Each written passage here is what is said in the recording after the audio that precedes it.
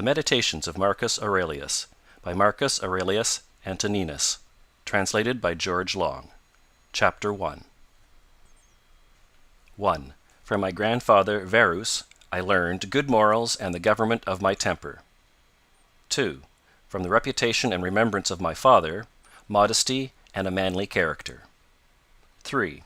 From my mother, piety and beneficence and abstinence, not only from evil deeds, but even from evil thoughts, and further simplicity in my way of living, far removed from the habits of the rich. 4. From my great-grandfather, not to have frequented public schools, and to have had good teachers at home, and to know that on such things a man should spend liberally. 5. From my governor, to be neither of the green nor of the blue party at the games and the circus, nor a partisan either of the Parmularius or the Scutarius at the gladiators' fights. From him too I learned endurance of labour, and to want little, and to work with my own hands, and not to meddle with other people's affairs, and not to be ready to listen to slander. 6. From Dignatus, not to busy myself about trifling things, and not to give credit to what was said by miracle workers and jugglers about incantations and the driving away of demons and such things, and not to breed quails for fighting, nor to give myself up passionately to such things, and to endure freedom of speech, and to have become intimate with philosophy, and to have been a hearer, first of Bacchius, then of Tandasus and Marcianus, and to have written dialogues in my youth, and to have desired a plank, bed, and skin, and whatever else of the kind belongs to the Grecian discipline. From Rusticus I received the impression that my character required improvement and discipline, and from him I learned not to be led astray to sophistic emulation, nor to writing on speculative matters, nor to delivering little hortatory orations, nor to showing myself off as a man who practices much discipline, or does benevolent acts in order to make a display, and to abstain from rhetoric, and poetry, and fine writing, and not to walk about in the house in my outdoor dress, nor to do other things of the kind, and to write my letters with simplicity, like the letter which Rusticus wrote from Sinuessa to my mother, and with respect to those who have offended me by words, or done me wrong, to be easily disposed to be pacified and reconciled, as soon as they have shown a readiness to be reconciled, and to read carefully, and not to be satisfied with a superficial understanding of a book, nor hastily to give my assent to those who talk overmuch. And I am indebted to him for being acquainted with the discourses of Epictetus, which he communicated to me out of his own collection. 8. From Apollonius I learned freedom of will and undeviating steadiness of purpose, and to look to nothing else, not even for a moment, except to reason, and to be always the same in sharp pains, on the occasion of the loss of a child, and in long illness, and to see clearly in a living example that the same man can be both most resolute and yielding, and not peevish in giving his instruction, and to have had before my eyes a man who clearly considered his experience and his skill in expounding philosophical principles as the smallest of his merits. And from him I learned how to receive from friends what are esteemed favors, without being either humbled by them or letting them pass unnoticed. From Sextus a benevolent disposition, and the example of a family governed in a fatherly manner, and the idea of living conformably to nature, and gravity without affectation, and to look carefully after the interests of friends, and to tolerate ignorant persons, and those who form opinions without consideration. He had the power of readily accommodating himself to all, so that intercourse with him was more agreeable than any flattery, and at the same time he was most highly venerated by those who associated with him, and he had the faculty both of discovering and ordering, in an intelligent and methodical way, the principles necessary for life, and he never showed anger or any other passion, but was entirely free from passion, and also most affectionate, and he could express approbation without noisy display, and he possessed much knowledge without ostentation. 10. From Alexander, the grammarian, to refrain from fault-finding, and not in a reproachful way to chide those who uttered any barbarous, or solecistic, or strange-sounding expression, but dexterously to introduce the very expression which ought to have been used, and in the way of answer or giving confirmation, or joining in an enquiry about the thing itself, not about the word, or by some other fit suggestion. 11. From Fronto the first I learned to observe what envy and duplicity and hypocrisy are in a tyrant, and that generally those among us who are called patricians are rather deficient in paternal affection. 12. From Alexander the Platonic, not frequently nor without necessity to say to any one, or to write in a letter, that I have no leisure, nor continually to excuse the neglect of duties required by our relation to those with whom we live, by alleging urgent occupations. 13. From Catullus, not to be indifferent when a friend finds fault, even if he should find fault without reason, but to try to restore him to his usual disposition. And to be ready to speak well of teachers, as it is reported of Domitius and Athenodotus, and to love my children truly. 14. From my brother Severus, to love my kin, and to love truth, and to love justice. And through him I learned to know Thrasea, Helvidius, Cato, Dion, Brutus. And from him I received the idea of a polity in which there is the same law for all, a polity administered with regard to equal rights and equal freedom of speech, and the idea of a kingly government which respects most of all the freedom of the governed.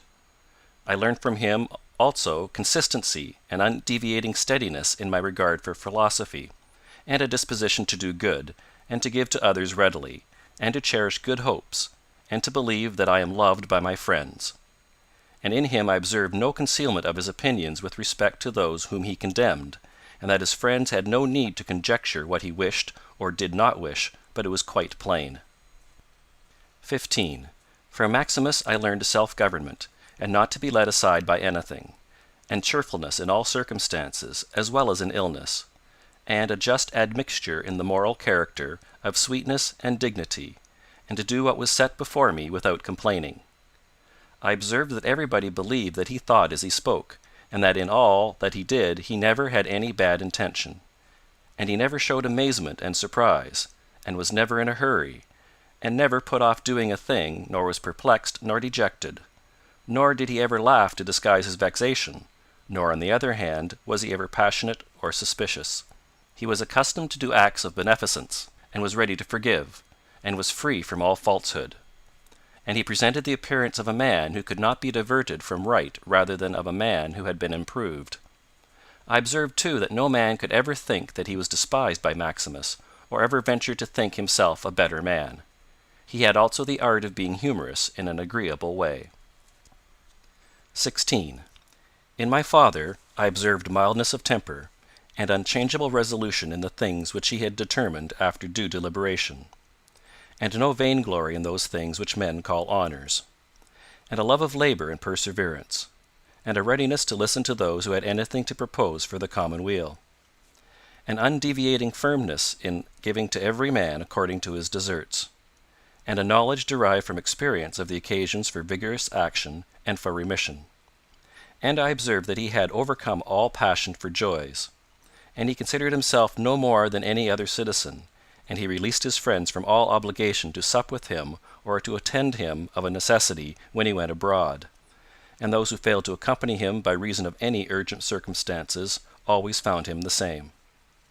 I observed too his habit of careful inquiry in all matters of deliberation, and his persistency, and that he never stopped his investigation through being satisfied with appearances which first present themselves, and that his disposition was to keep his friends, and not to be soon tired of them, nor yet to be extravagant in his affection, and to be satisfied on all occasions and cheerful, and to foresee things a long way off, and to provide for the smallest without display, and to check immediately popular applause and flattery, and to be ever watchful over the things which were necessary for the administration of the empire, and to be a good manager of the expenditure, and patiently to endure the blame which he got for such conduct.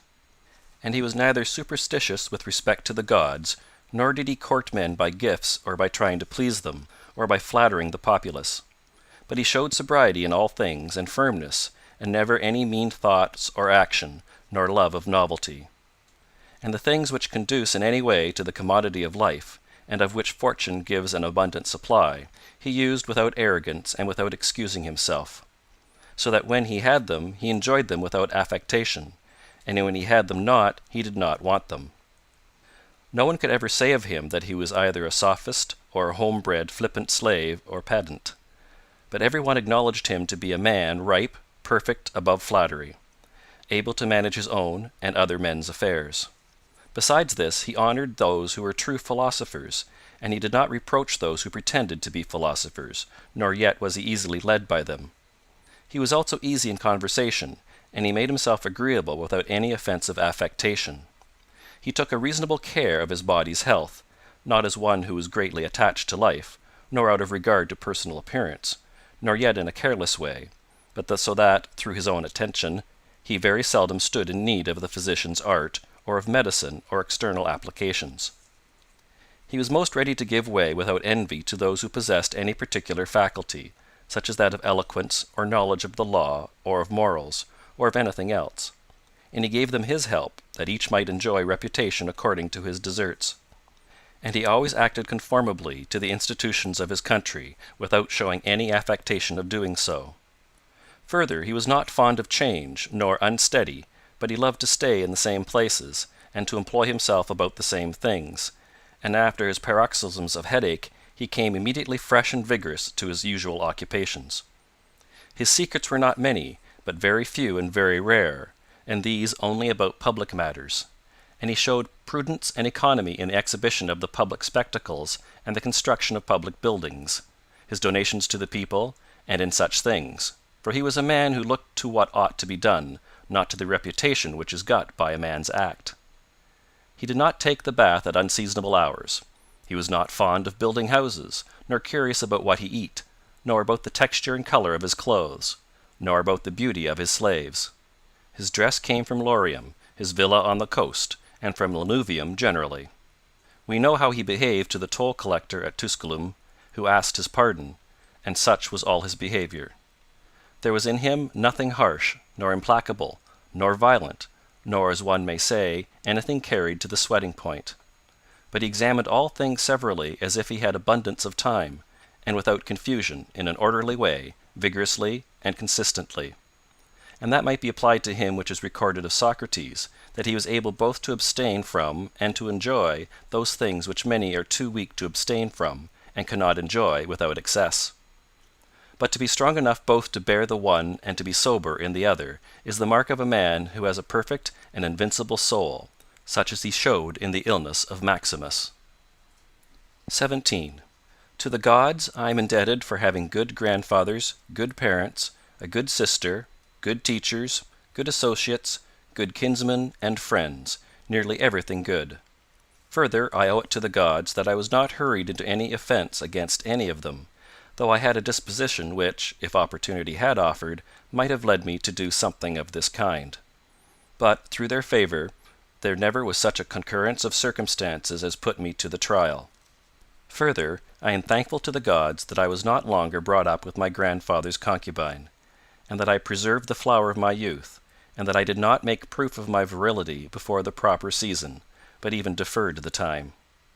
That I was subjected to a ruler and a father who was able to take away all pride from me, and to bring me to the knowledge that it is possible for a man to live in a palace without wanting either guards, or embroidered dresses, or torches and statues, and such like show. But it is in such a man's power to bring himself very near to the fashion of a private person, without being for this reason either meaner in thought or more remiss in action, with respect to the things which must be done for the public interest in a manner that befits a ruler. I thank the gods for giving me such a brother, who was able by his moral character to rouse me to vigilance over myself, and who, at the same time, pleased me by his respect and affection. That my children have not been stupid nor deformed in body. That I did not make more proficiency in rhetoric, poetry, and the other studies in which I should perhaps have been completely engaged, if I had seen that I was making progress in them. That I made haste to place those who brought me up in the station of honor which they seemed to desire, without putting them off with hope of my doing it some time after, because they were then still young. That I knew Apollonius, Rusticus, Maximus. That I received clear and frequent impressions about living according to nature, and what kind of a life that is, so that, so far as depended on the gods, and their gifts and help, and inspirations, nothing hindered me from forthwith living according to nature, though I still fall short of it through my own fault, and through not observing the admonitions of the gods, and I may almost say their direct instructions. That my body is held out so long in such a kind of life. that I never touched either Benedicta or Theodotus, and that, after having fallen into amatory passions, I was cured. And though I was often out of humour with Rusticus, I never did anything of which I had occasion to repent. That, though it was my mother's fate to die young, she spent the last years of her life with me. That, whenever I wished to help any man in his need, or on any other occasion, I was never told that I had not the means of doing it. And that to myself the same necessity never happened, to receive anything from another. That I have such a wife, so obedient and so affectionate and so simple. That I had abundance of good masters for my children. And that remedies have been shown to me by dreams, both others and against blood-spitting and giddiness. And that, when I had an inclination to philosophy, I did not fall into the hands of any sophist, and that I did not waste my time on writers of histories, or on the resolution of syllogisms, or occupy myself about the investigation of appearances in the heavens, for all these things require the help of the gods and fortune. Among the Caedi at the Granua. End of chapter 1.